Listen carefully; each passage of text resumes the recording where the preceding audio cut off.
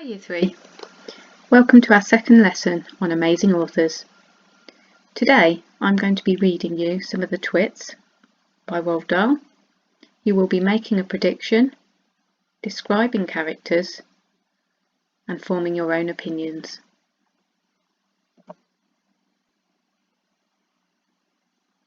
So I'm going to give you a little foreword first of all.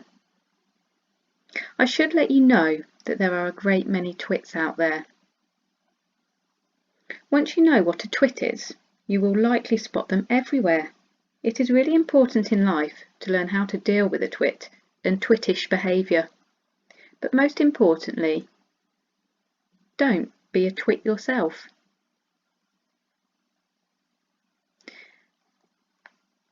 Do you know what the word twit means? This book is called The Twits. If you don't know, you could look that up and pause the video. The definition of a twit is somebody who is silly or foolish. Do you know what foolish means?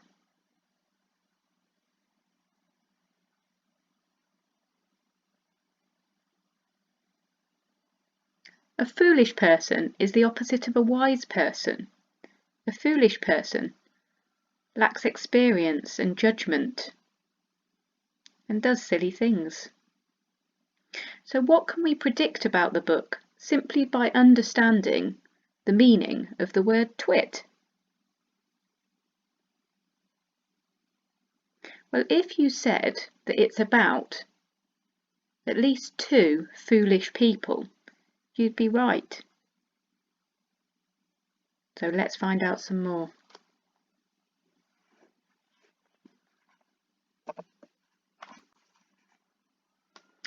What a lot of hairy-faced men there are around nowadays. When a man grows hair all over his face, it is impossible to tell what he really looks like. Perhaps that's why he does it. He'd rather you didn't know. Then there's the problem of washing. When the very hairy ones wash their faces, it must be as big a job as when you and I wash the hair on our heads. So what I want to know is this: how often do all these hairy-faced men wash their faces? Is it only once a week, like us, on Sunday nights?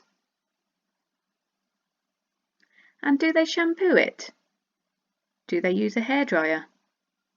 Do they rub hair tonic in to stop their faces from going bald? Do they go to a barber to have their hairy faces cut and trimmed? Or do they do it themselves in front of the bathroom mirror with nail scissors? I don't know. But next time you see a man with a hairy face, which will probably be as soon as you step out onto the street, maybe you will look at him more closely and start wondering about some of these things. Mr. Twit. Mr. Twit was one of these very hairy-faced men. The whole of his face, except for his forehead, his eyes, and his nose, was covered with thick hair. The stuff even sprouted in revolting tufts out of his nostrils and ear holes. Mr. Twit felt that his hairiness made him look terrifically wise and grand. But in truth he was neither of these things. Mr. Twit was a twit. He was born a twit. And now at the age of 60 he was a bigger twit than ever. The hair on Mr. Twit's face didn't grow smooth and matted as it does on most hairy-faced men. It grew in spikes that stuck out straight like the bristles of a nail brush. And how often did Mr. Twit wash this bristly nail brushy face of his? The answer is never. Not even on Sundays. He hadn't washed it for years. Dirty beards. As you know, an ordinary unhairy face like yours or mine simply gets a bit smudgy if it is not washed often enough, and there's nothing so awful about that. But a hairy face is a very different matter. Things cling to hairs, especially food. Things like gravy go right in among the hairs and stay there. You and I can wipe our smooth faces with a flannel, and we quickly look more or less all right again. but the hairy man cannot do that. You can also, if we are careful, eat our meals without spreading food all over our faces, but not so the hairy man. Watch carefully next time you see a hairy man eating his lunch, and you will notice that even if he opens his mouth very wide, it is impossible for him to get a spoonful of beef stew or ice cream and chocolate sauce into it without leaving some of it on the hairs. Mr. Twit didn't even bother to open his mouth wide when he ate. As a result, and because he never washed, there were always hundreds of bits of old breakfasts and lunches and suppers sticking to the hairs around his face. They weren't big bits, mind you, because he used to wipe those off with the back of his hand or on his sleeve while he was eating. But if you look closely, not that you'd ever want to, you would see tiny little specks of dried up scrambled eggs stuck to the hairs, and spinach and tomato ketchup and fish fingers and minced chicken livers and all the other disgusting things Mr. Twit liked to eat.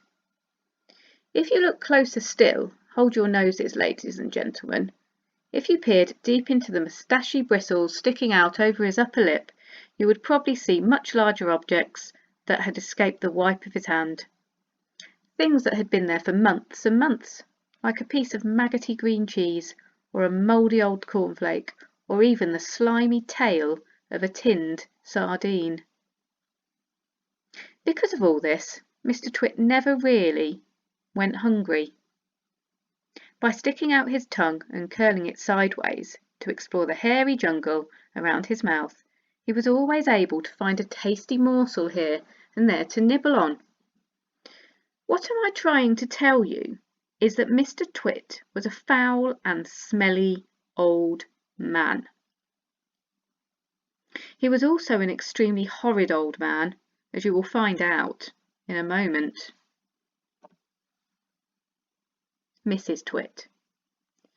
Mrs. Twit was no better than her husband. She did not, of course, have a hairy face.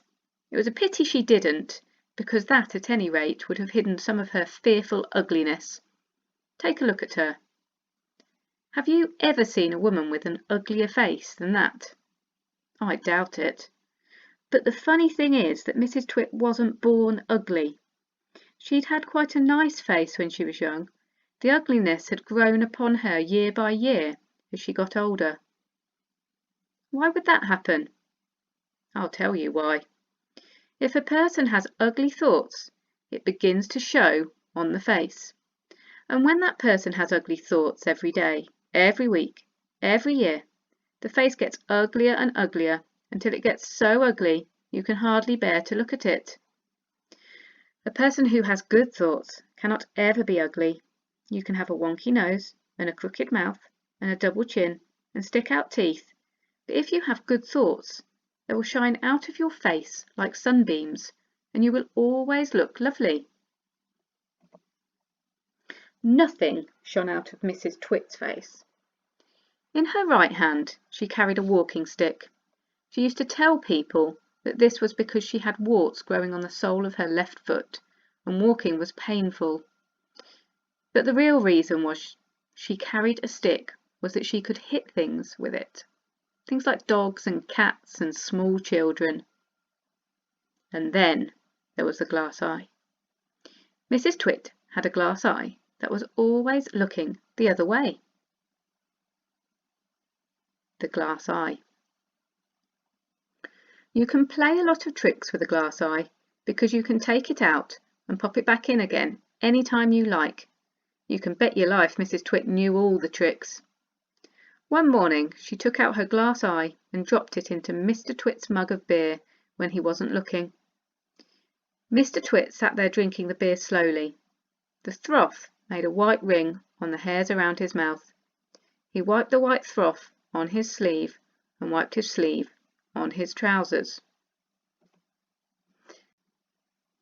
"You're plotting something," Mrs. Twit said, keeping her back turned so he wouldn't see that she had taken out her glass eye. "Whenever you go all quiet like that, I know very well you're plotting something." Mrs. Twit was right. Mr. Twit was plotting away like mad. He was trying to think up a really nasty trick he could play on his wife that day. "You'd better be careful," Mrs. Twit said, "because when I see you start to plot, I watch you like a wombat." "Oh, do shut up, you old hag," Mr. Twit said. He went on drinking his beer, and his evil mind kept working away on the latest horrid trick he was going to play on the old woman. Suddenly, as Mr. Twit tipped the last drop of beer down his throat, he caught sight of Mrs. Twit's awful glass eye staring up at him from the bottom of the mug. It made him jump. "I told you I was watching you, ha ha," cackled Mrs. Twit. "I've got eyes everywhere, so you better be careful." The frog. To pay her back for the glass eye in his beer, Mr. Twit decided he would put a frog in Mrs. Twit's bed. He caught a big one down by the pond and carried it back secretly in a box. That night, when Mrs. Twit was in the bathroom getting ready for bed, Mr. Twit slipped the frog between her sheets. Then he got into his own bed and waited for the fun to begin. Mrs. Twit came back and climbed into her bed and put out the light. She lay there in the dark, scratching her tummy. Her tummy was itching. Dirty old hags like her always have itchy tummies. Then all at once she felt something cold and slimy crawling over her feet. She screamed. "What's the matter with you?" Mr. Twit said. "Help!"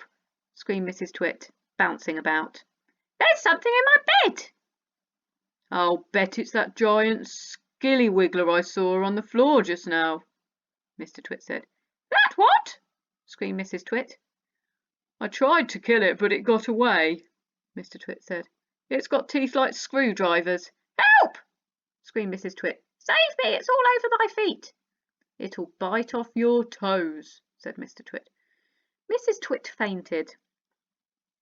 Mr. Twit got out of bed and fetched a jug of cold water. He poured the water over Mrs. Twit's head to revive her. The frog crawled up from under the sheets to get near the water. It started jumping about on the pillow. Frogs love water, and this one was having a good time. When Mrs. Twit came to, the frog had just jumped onto her face. This is not a nice thing to happen to anyone in bed at night. She screamed again.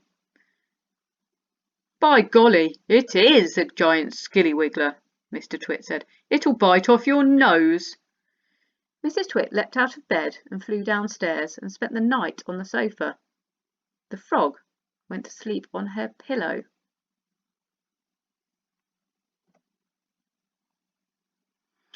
I hope you enjoyed that.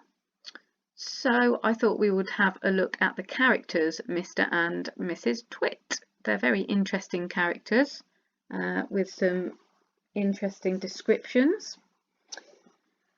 So see if you can use some interesting adjectives really just to say what you see, how they appear, what they look like. So look at their appearance. If I look at Mr. Twit, I can see his beard. I might describe his beard as spiky or bristly. He's got very large nostrils, hasn't he? If you notice. His eyes are quite bulbous. They look like they're going to pop out, actually. Never mind Mrs. Twit's glass eye. So have a look at those pictures, and you can pause the video while you jot down a few notes about what they look like. Try and use an adjective with your noun to make an expanded noun phrase, if you can.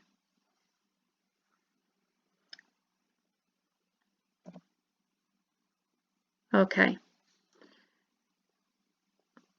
So you've already looked at qualities of characters when we've done other books. So if we have a look at these, I've just put a few examples on here.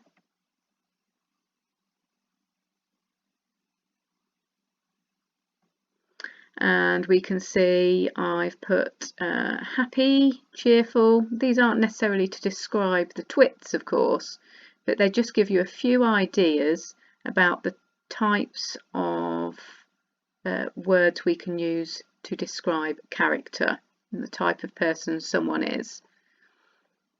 So happy or cheerful, the opposite or the antonym would be sad or grumpy. Lazy, Jack in Jack and the Beanstalk is described as lazy, isn't he? Idle. Someone who is hardworking, that's the opposite of lazy. Foolish, which is the definition of a twit. The opposite would be someone who is wise, who has sound judgment, who thinks things through, who treats people in a good way and has life experience and so on. Kind, well, we can just use the prefix un to change that and make it the opposite, unkind. We could use other words, nasty maybe, mean might be the opposite of kind. Vindictive. Do you know what vindictive means? That's quite a good word, I think, to describe these particular characters. It's having or showing a strong or unreasoning desire for revenge. Okay, so vindictive. Do you think that's a good word to describe the twits? Have a think. See if you can think of any other words to describe that might be most appropriate to describe these two characters. Which ones out of these are most appropriate to describe these characters? Which ones are not appropriate adjectives? You can pause the video while you have a think. So this is part of your writing up later on, and the worksheet will be saved to DB Primary as well. So for Mr. Twit, I would like you to describe what he looks like with a phrase. Adjective, you can use an adjective and a noun. Okay, spiky beard, and just go down, have a look at him. Bulbous eyes, and make your own up. Okay, what about his smile? What does that look like? What about his stature? How he stands? Is he slim or not? What word would best describe him? Hunched? No? Okay, qualities. I've put smelly here because in the text one of the words that described him is smelly. There are a few others, and I'd like you to go back and listen to me read that story again with your sheet in front of you and note down the words that you're going to fill in on the table. Okay, and do that as a rough draft and then type them up after. How does he behave? Well, there will be information in the chapters I've read to you so far about how he behaves. In particular, the chapter about the frog. Okay, so have a look back, have a listen back, and fill these in. I'd like you to do the same for Mrs. Twit. What does she look like? We know at the beginning she is described as ugly. Okay, what's another word for ugly? Unattractive. It's probably not quite as strong as ugly though, is it? What's her nose like? How could you describe her nose? Okay, what are her qualities of character?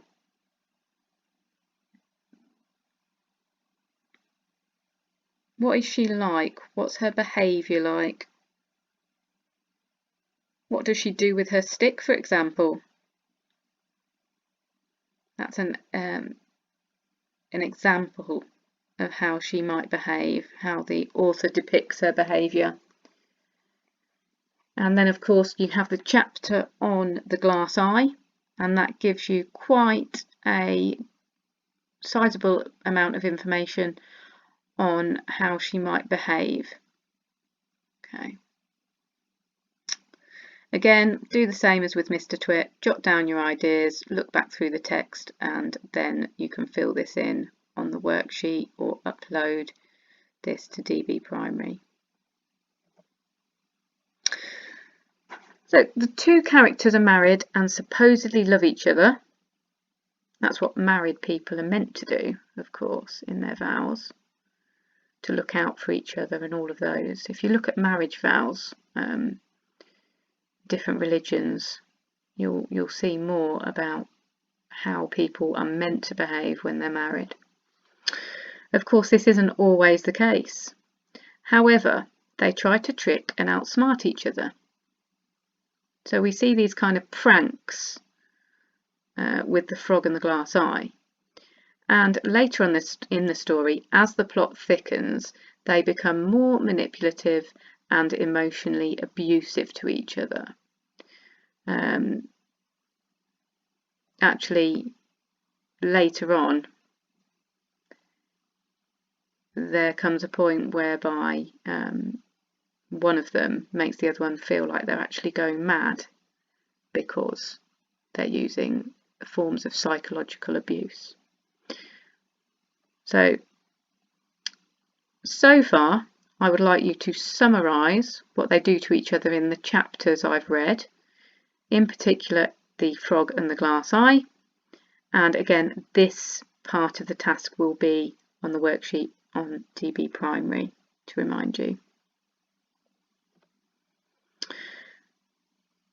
So I want you to contemplate this.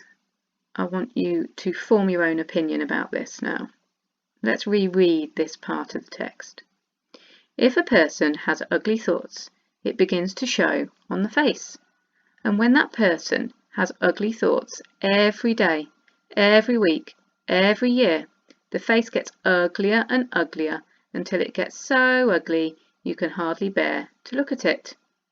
A person who has good thoughts cannot ever be ugly.